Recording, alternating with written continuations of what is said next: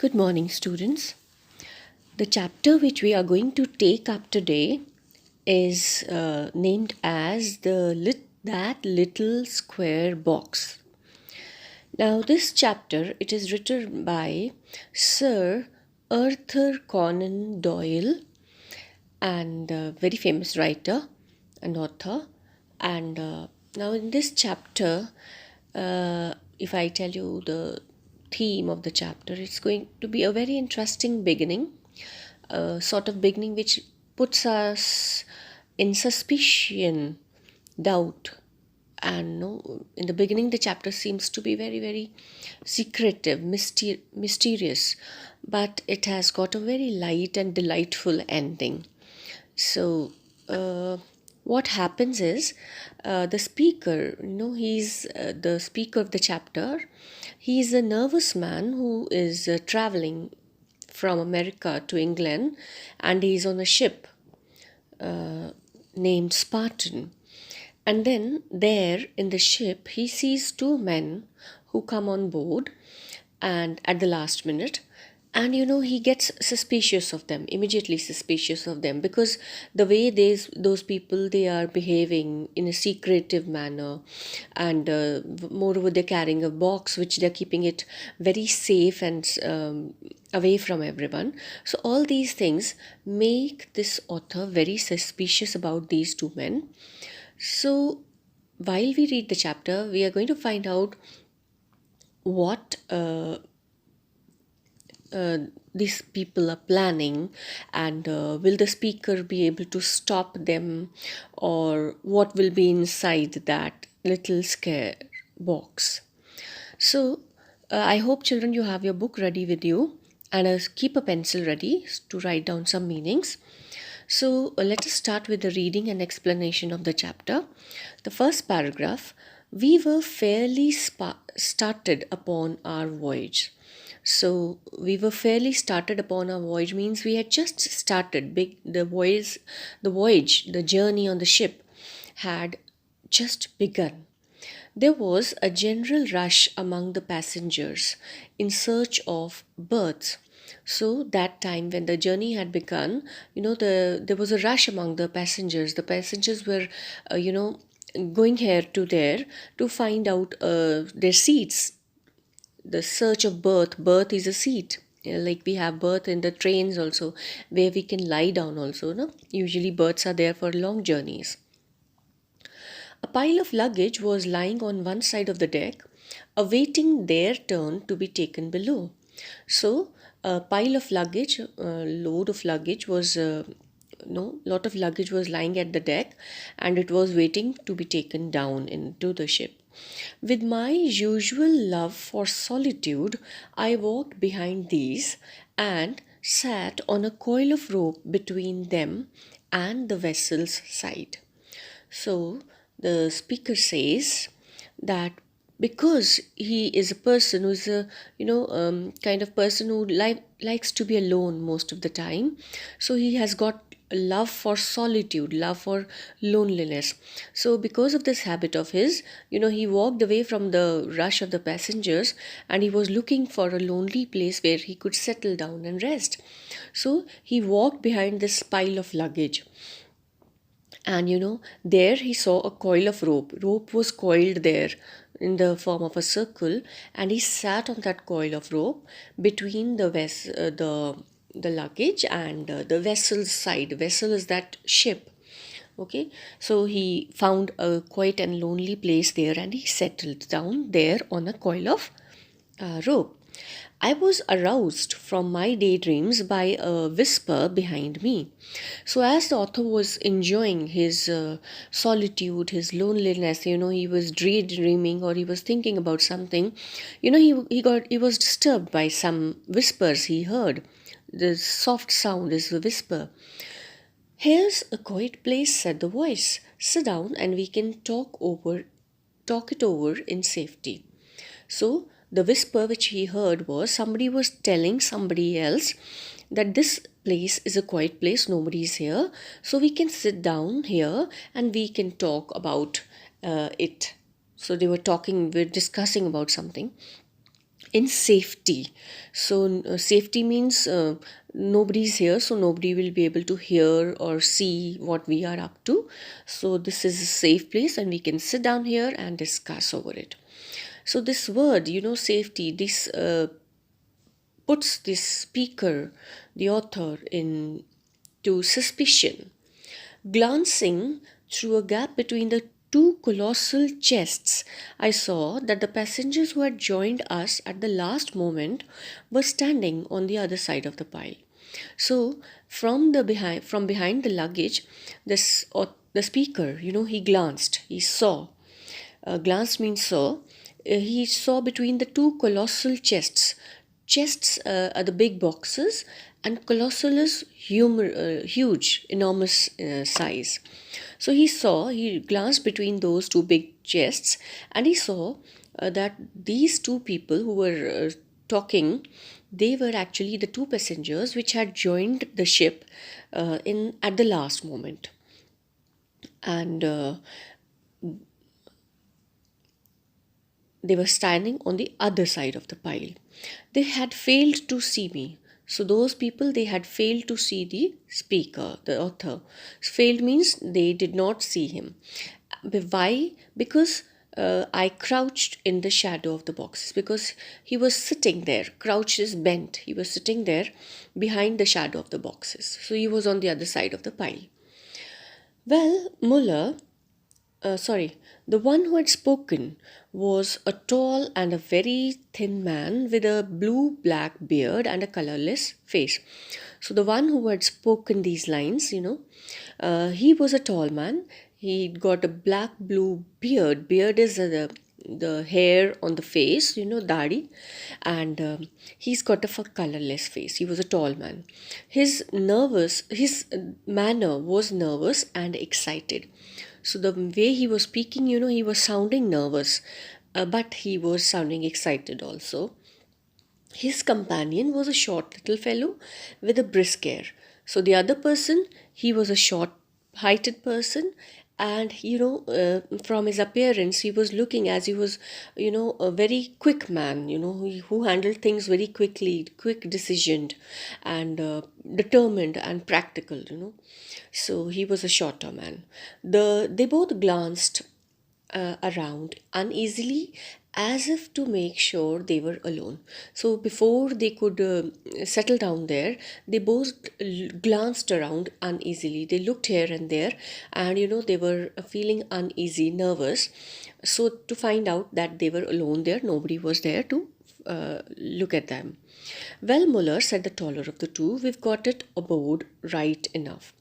So the taller person told the shorter one, he called him Muller. The shorter one is named as Muller. So he says, we've got it just at the right time. Otherwise, we would have missed the ship. Yes, agreed the man whom he had addressed as Muller. It was rather a near go. So the other man, the shorter one, he says yes. Otherwise, it was rather a near go means right. They very narrowly avoided missing the ship. They could have missed it. It was just a split of second, and they could get into the ship. It wouldn't have done to have missed the ship. No, it would have put our plans out. So they say that if we would have missed our ship, then our plans would have been put out. We would not be able to bring our plan into action. Let me see it. So one of them, he says, let me see it. And the other one confirms there's no one looking. So they want to be sure that nobody is looking at what they have with them. So all these words, all these lines, they bring into our minds suspicion, doubt, as if these people, they are up to something wrong, because they want to make sure that nobody is around, nobody is looking at them, and they are looking for a secretive and safe place. So all these things bring into our mind that these two men are up to something which is wrong. And the same thing crops up in the mind of this speaker also, the author also, because he sees these men and he listens to their talk, so he feels that these two men, they are up to something wrong.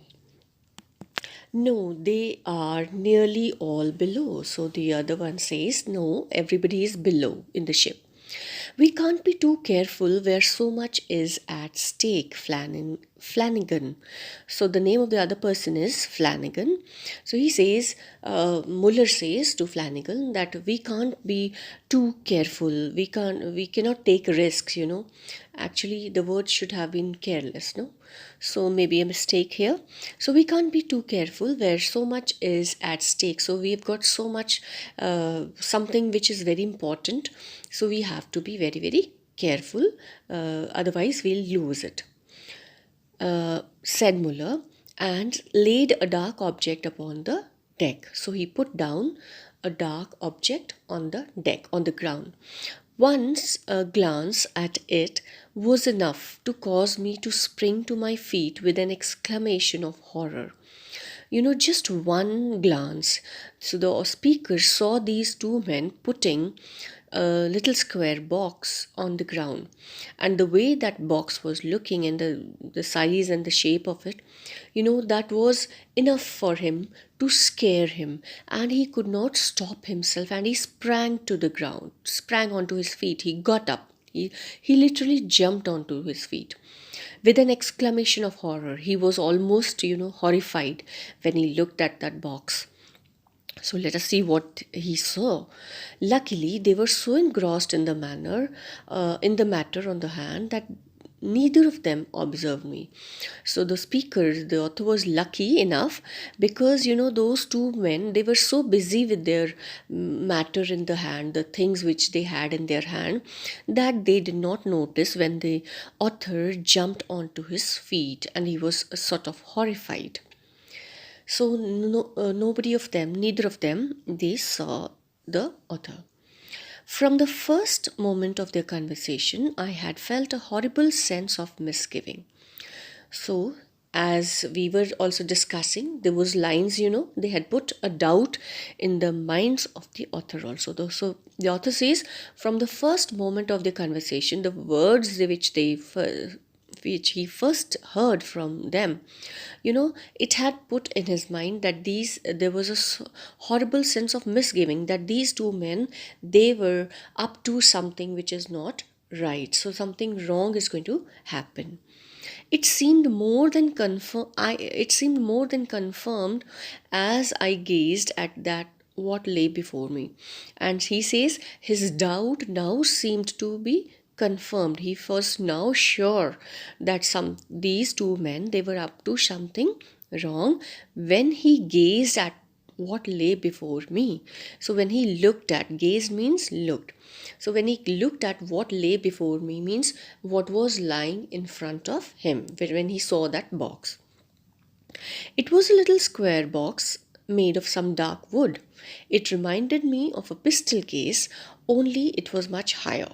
So he says, he describes that object now. He says it was a little square box, and which was made of wood, and you know, that box reminded him of a pistol case, a box where we keep pistols. Pistol is a gun, small gun. The only difference was that this box was a little higher. There was a trigger-like arrangement upon the lid. So on the lid is the covering of the box. So on that lid, there was a trigger-like arrangement, gun-like arrangement, no, which would go off, no, like a gun, to which a coil of string was attached, and to that string, the trigger, there was a coil of string that was attached. A string was attached. Coil means in the form of roundels. Beside this trigger, there was a small square opening through the wood, and on the side of that trigger, there was a small opening through that wood, which was into that box. The tall man, Flanagan, as his companion called him, peered in for several minutes with an expression of intense anxiety upon his face. And you know, the tall one, the Flanagan, he peered, he looked into that hole, that wood opening, for several minutes. And there was a sense of, there was an expression of intense anxiety. He was worried, he was anxious when he was looking into that box, into that hole, to find out maybe what inside it was, or what was, everything was fine inside that box. It seemed right. It seems right enough, he said at last. And after looking into that hole for some time, and he made a remark that I think everything is fine. I tried not to shake it, said his companion. So the companion tells him that I tried not to shake this box, not to move this box. So I was taking very much care. Such delicate things need delicate treatment. Put in some of the needful. So he says that because this box is very delicate, and it needed a delicate treatment. That is why I did not shake this box. And then he tells Mullah to put something inside that box, put in some needful. Needful means whatever is needed, how much is needed. So he instructs Mullah to put something inside that box, some amount of something. So again, these words, put in some of the needful. No, we're not sure what is he saying. And again, this line adds to the doubt and suspicion in our mind and in the minds of the author also. The shorter man looked in his pocket for some time and then produced a small paper packet. So the man, the shorter one, he looked into his pocket. He searched into his pocket for some time and brought out a paper packet. He opened this and took out half a handful of whitish grains. And what he took out from that packet was some whitish grains, which he poured down through the hole, and he put those into the hole. A curious clicking noise followed from inside of the box, and as soon as he put those grains inside the box, there was a very curious clicking noise. Curious, we all know, strange and unusual. So there was some sound, clicking sound, and both the men smiled in a satisfied way. And after listening to this sound, they both smiled at each other in a satisfied way, as if the sound made them sure that everything inside the box was fine. "Look out, here's someone coming," said Flanagan. "Take it down to our berth."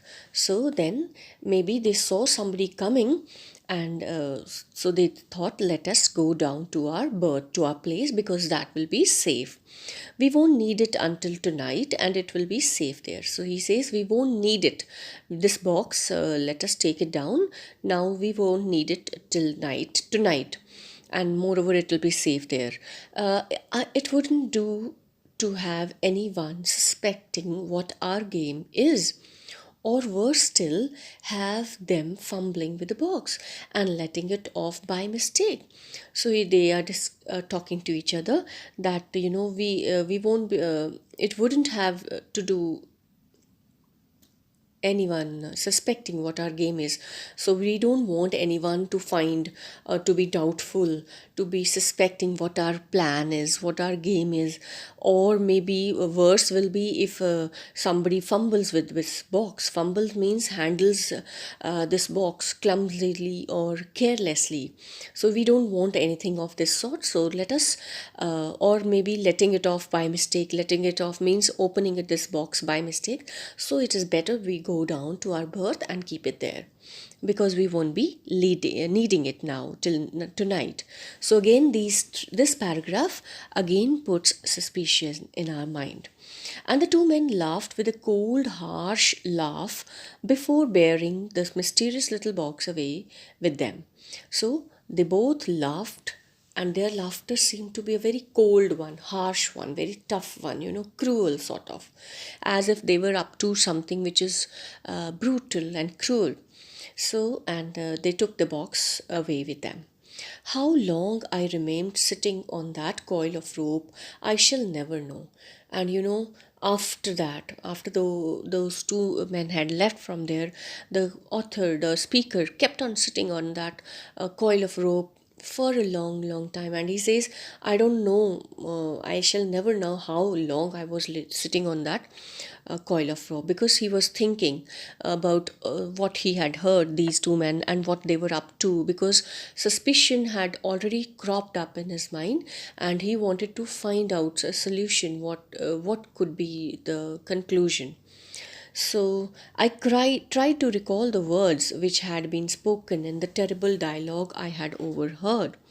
So he says he tries to recollect, he tries to think again about those dialogues which these two men were talking about, and he wants to make out what could it be, what could it lead to. And he calls their dialogue a terrible dialogue because he had got scared. Could these facts lead to any other conclusion? So now he's thinking. There is, some doubt in his mind. So he's just thinking over it again and again, and he feels that maybe it could lead to some other conclusion.